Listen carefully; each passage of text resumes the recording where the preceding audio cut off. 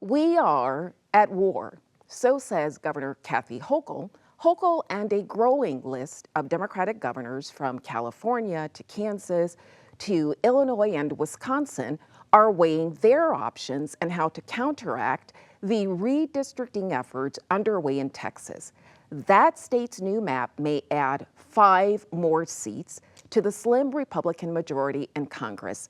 Even folks who normally criticize partisan gerrymandering, like former Attorney General Eric Holder, they say that Democrats must respond in kind. Or, as our governor put it, you have to fight fire with fire. So, Rick, do you agree? Is partisan gerrymandering Democrats' best play here? Well, I don't believe that democracy and good governance is best served by gerrymandering, but allowing Republicans to use partisanship to draw districts while Democrats continue to use independent commissions may in the long run be actually worse. It's unilateral disarmament, if you will. So I understand why states like California and New York and other blue states are looking to go this direction. Now, my first choice would be to have someone stop Texas from implementing this plan.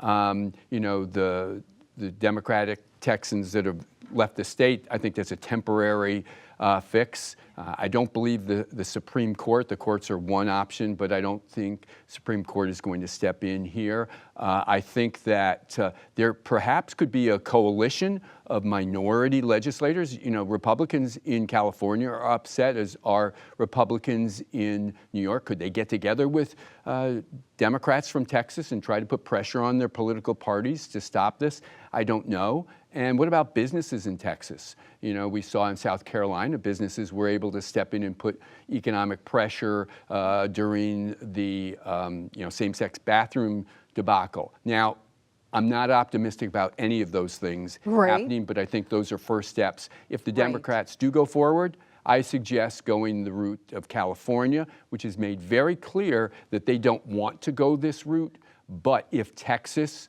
continues on, that they feel that there's no choice, and they're even willing to do this temporarily, so they say we can revisit this. Yeah, but what's the likelihood of that happening, and what's the likelihood of Texas not following through? I mean, I think this is a train that has already left the station, but I want to ask you, from the top, you said that it's like Hochul and Holder say, that Democrats have to do this, but do you worry about an arms race of sort? I mean, where is the bottom?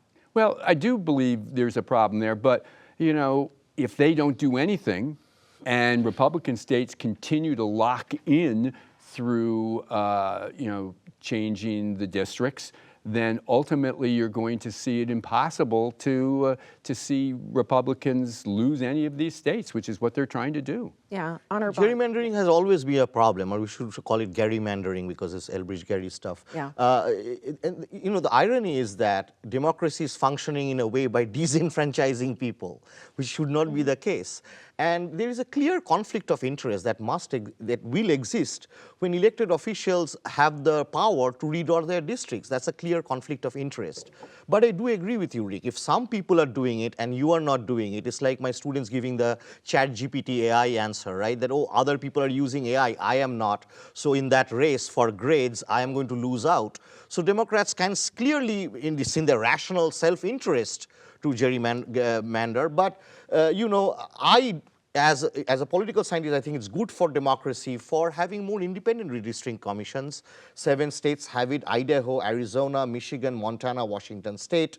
Even Texas has a HB 5316 that proposes an independent commission.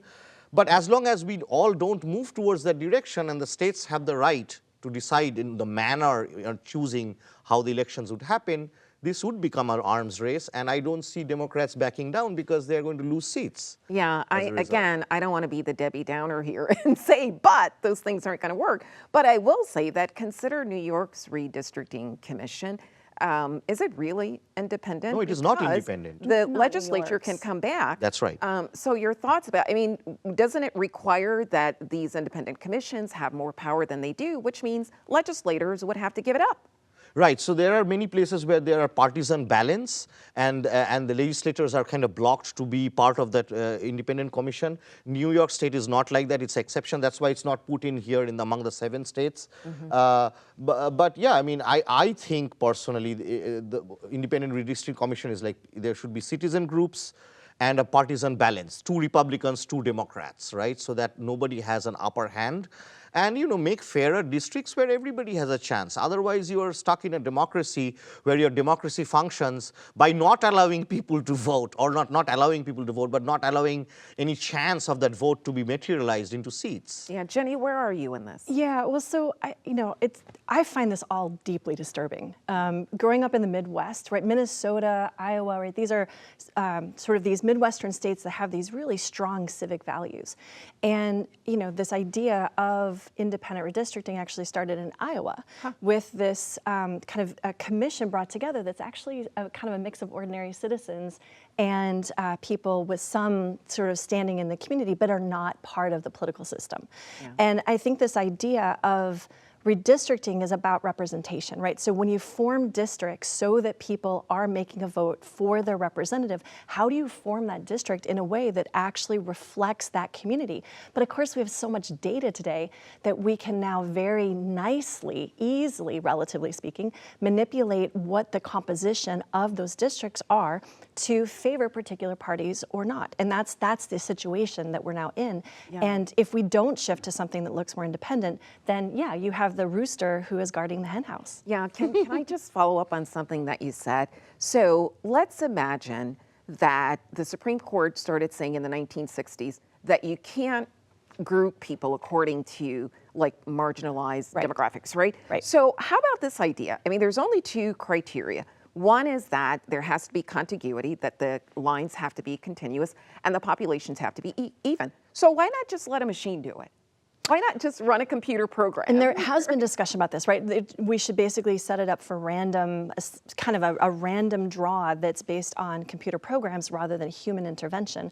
But you do have this problem, right? So because you have minority populations in otherwise, say, white districts, how do you ensure that in that state, those people still have a voice in their elected government? And you have this risk where if it is an automated system or any sort of system, how do you ensure that minorities in this country actually still have representation? Right, and the weird thing is that you have to work against desegregation, right? Correct. In order to ensure Kurt Vonnegut, one of my favorite authors in, I can't remember which book, wrestled with this, and he said what we ought to do is start with the phone book, and the first 10% go in this, and the second, that's the only way you're going to get to that. But I did want to mention one thing about New York. Don't forget, in 2022, the Democrats put forward a map that got rejected by the courts, and then the special master came forth and put together a map which cost New York 4 seats. So New York, while it may not strictly be, you know, an independent commission, you know, does have a check and balance that it appears that Texas does not. So I really think that Democratic states may be forced into this in order to counter what's going on in the red states, because they seem to be willing to do whatever. Yeah. Well, we got to move on, but I do want to ask this question. In so many other areas, we have seen the Supreme Court step in to act as a check and balance on things that are going awry. Yeah. You're saying don't look for that to happen here. Oh, I wouldn't look for it to happen here, but also, at least so far, the courts have ruled that they basically don't have a part to play, that this is really about the congressional process and that this is Congress's jurisdiction, not a court. Partisanship is fine, racial composition is not. Even though they can be one and the same. Right, we could go on this for a while, and we'll probably have to come back if we see this happen.